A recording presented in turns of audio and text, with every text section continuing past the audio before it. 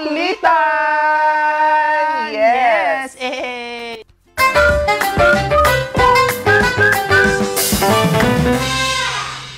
Oh, Eh! Ayan. Oo, Madam Bea, ano ba yung inanda mong recipe ngayon? Kasi alam ko ikaw talaga yung, ano dito, mothering ka ng cooking. Oo, ng kukulitan. Kasi nga natuwa ka sa ating meatloaf. Oo, meatloaf. Tawang-tawa pa rin talaga ako hanggang ngayon. Ngayon naman ang gagawin natin ay craggets.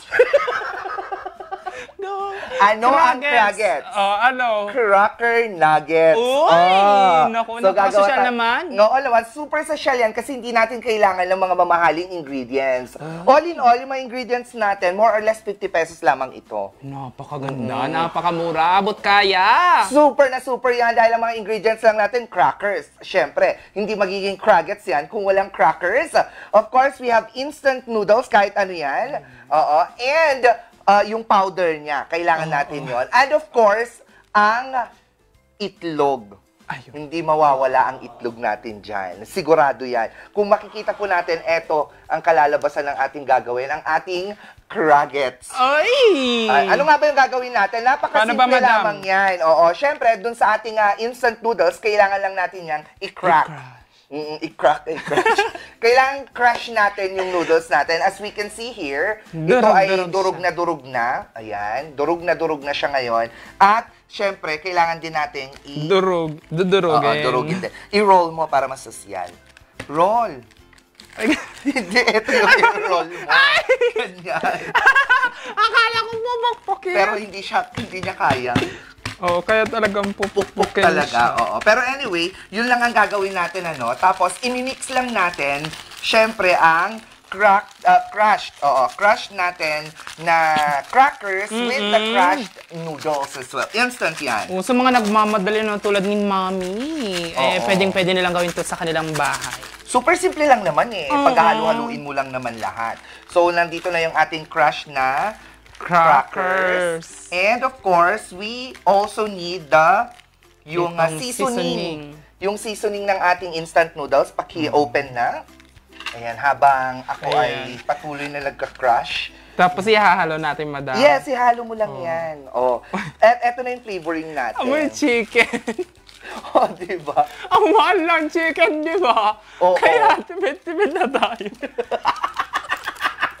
Kaya nga, ito yung gagawin natin. Pero ano, 20 pesos to 30 pesos yung tinaas, pero dito sa crackers natin, 50 pesos lang. May nuggets ka na. Tapos, ika-crack na natin ang ating egg sa ating mixture. Wow, arte. Ayan. So, ilalagay. Yung itlog kasi, ito yung nagsisilbing binder. Binder ng ating mixture. Ayan, dalawa para tawag dito. Magdikit-dikit siya, mga ka-MB. At saka para mabawasan din yung alat nung mix, yung anong tawag dito? Ng seasoning natin.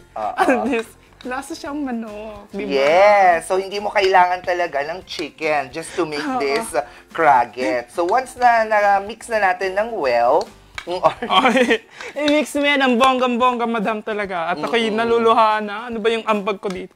Yan. So, ang gagawin natin after natin itong mamix sa JR, ay gagawin na natin siyang parang nuggets. So, kung meron tayong mga molders, it's better. Pag wala. Yung molders natin, may mga, para magustuhan ng mga bata, yung mga star, mga parang isda, mushroom shape. Available yan sa mga sa mga leading bakery store. Meron pwede. dito sa Baguio, di ba? Ayan. Or kung wala, mag-online ka na lang. Ita-try natin. So, ang shape muna natin ngayon ay spoon shape.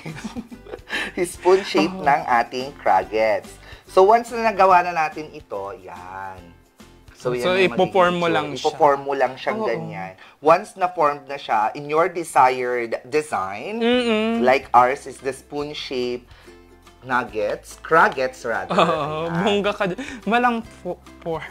Walang? Fork. Walang para chicken and fork. Ginagamit naman na natin yung fork. Para sa ating craggets. So, mantakin mo kung ilan yung nagawa natin. Sa isa lamang sa isang instant noodles, 2 crackers. So, ilan na yan? 4 na yan, di ba? Oo, kasi- Meron pa. So, more or less nasa... Mga 6 to 7 oo. or 8.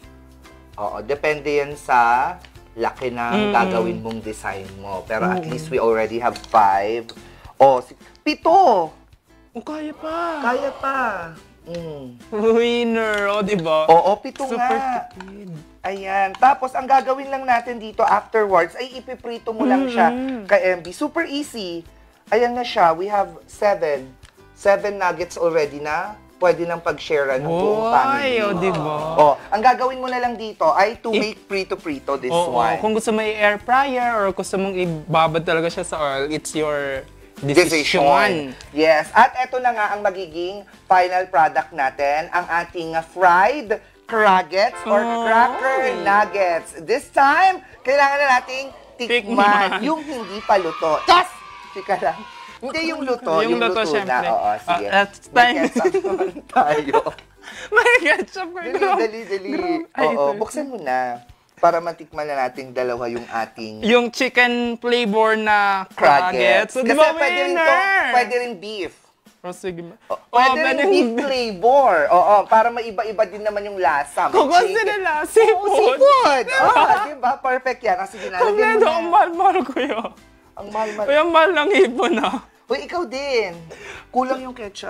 Gusto ko lang mas madami. Madami. Sige. Ayan, ikaw Sige din. nga, sige. Para siyang hash browns tuloy, ano? O, di ba ang... Oo. at least, Oh, cheers!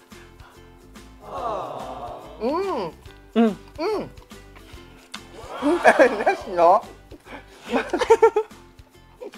In fairness, it's yummy. Hindi seryoso, masarap siya. Mantakin mo yan, meron ka ng crackers, gawa sa crackers with noodles na nuggets. Masarap siguro ito kapag kwan na. At talaga nakisaw-sawa sa ketchup niya. Masarap siguro ito sa with kanin din, ano? Uminom. Wait, pero masarap ah. Ang feeling. Dahil pwede itong pang-ulam, pwede din pang-merienda. So, in less than 50 pesos, meron ka ng 7 na crackers. So, tamang-tama lang ito sa mga mommies natin na nagtitipid. Tsaka nagmamadali din. Lalo na't pasukan na naman, ano? Nako, eto na nga. Mantakin mo kung ilang minutes lang natin siya ginawa. Less than 5 minutes, we're already done. The prito time is like around 3. 3.